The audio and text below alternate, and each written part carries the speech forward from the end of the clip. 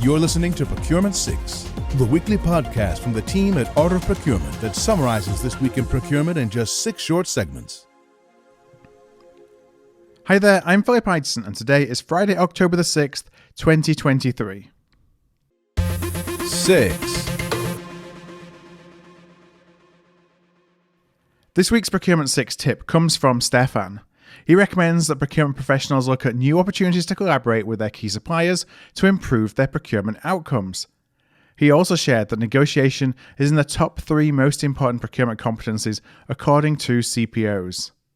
Oh, and did I mention that Stefan is an AI-powered sales negotiation avatar, part of the team at Lavernier AI.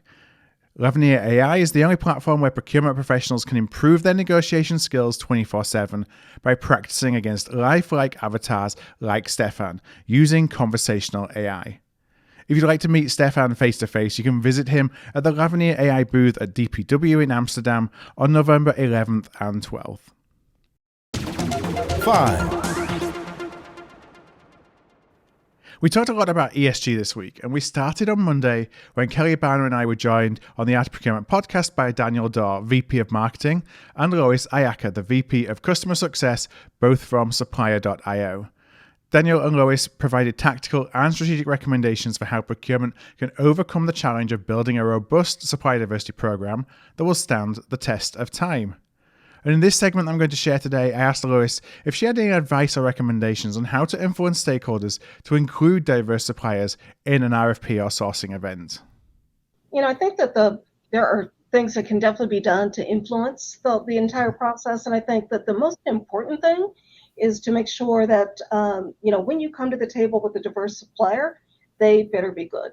Make sure they're qualified, kind of in every way, so that, it is an impressive company that is truly a contender for the business that is, up for bid. So that is probably the first and most important role. The other thing is to establish those relationships within the business, because to really get where we want to be with supplier diversity, we have to want to be able to do prepping and coaching and make sure that we've got and identified the suppliers that, are good, potential vendors, but that requires lead time. So the closer the relationship we can have, and with collaborative relationship where we can get lead time on knowing opportunities long before they happen, is going to be critical for us to get where we want to go. And again, the vetting and training, ahead of the RFP gives them the advantage. And then I think the other piece that can be really helpful is to find those current diverse suppliers you're currently using that are successes. And then showcase those and the, strategic and cost saving and innovative and market driven difference that they've made, the impact that they've had as a company, and showcase those. Having a success story that is within your company can be really compelling to see that, if we've done this once, we can definitely do it again, and it kind of even create a little competitive spirit to trying to increase that. So I think having a great success story to communicate and showcase can be important as well. 4. A couple of weeks ago, I had the opportunity to represent AOP at CPO Roundtable, led and facilitated by the Economist Group in New York. The consensus at the roundtable was that leadership of ESG initiatives is becoming the number one way for procurement to get the attention of the CEO. While that's an interesting nugget in its own right, it's also a great reminder that as procurement leaders, we should be focusing on a different value proposition based on the leaders that we're talking to.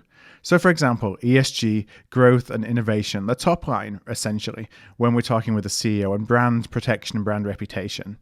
Cost savings with the CFO, and risk with the COO and General Counsel. This is Procurement 6 from Art of Procurement. To get notified every time an episode is published, go to artofprocurement.com/subscribe. 3. While we spent a lot of time at the Economist Roundtable discussing ESG, one other interesting point of discussion was this. Can a focus on one, such as sustainability, impact the ability to focus on another?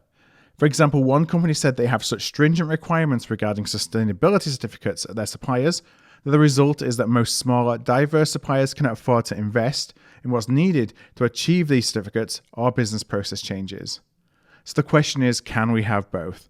Of course, the answer will ultimately be yes, but like any new program, the pendulum often swings too far in one direction, and that has unintended consequences before a compromise is reached. I do expect that to be the same here, but it's a good reminder just to be on the lookout of if you're creating requirements on sustainability that end up being too harsh for suppliers who are small and diverse to actually be able to achieve. 2.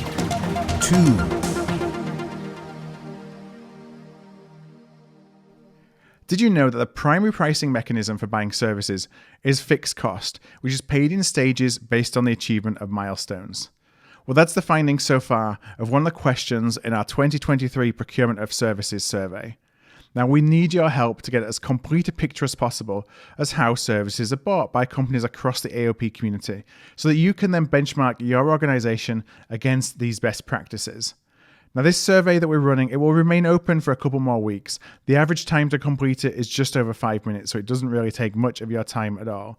If you go to artofprocurement.com/survey or the show notes for today's episode, you'll be able to find the link to complete the survey. Now, you may complete it anonymously, or you may leave your email address for a copy of the complete results. And we're also giving away some AOP swag for our 200th, 250th, and 300th respondents. So please go to that link again, artofprocurement.com/survey, find that survey, give us 5 minutes of your time. It'd be really, really appreciated. 1.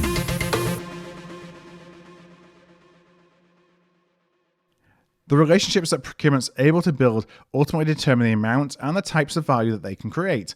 And strong relationships where you already have strong relationships, they cannot be taken for granted. So in an upcoming AOP live session, it's going to be on October the 17th, we'll be joined by Kathleen Jordan, a Senior Director of Advisory, and Brian Seipel, a Senior Consultant of Advisory, both at Corcentric. We're going to deep dive into relationship building, including looking at strategies and tactics that procurement can execute to demonstrate value and drive true collaboration with internal stakeholders. And we're going to be looking at some best practices for proactive management of supplier relationships and performance. To register to join us live or to be able to access the Watch Again video once we've recorded the session, go to artofprocurement.com/calendar. That's artofprocurement.com/calendar. Thanks for listening. We'll be back next Friday at 6 a.m. U.S. Eastern Time. If you've enjoyed this pod, help us grow and tell your peers to search for Procurement 6 wherever they get their podcasts.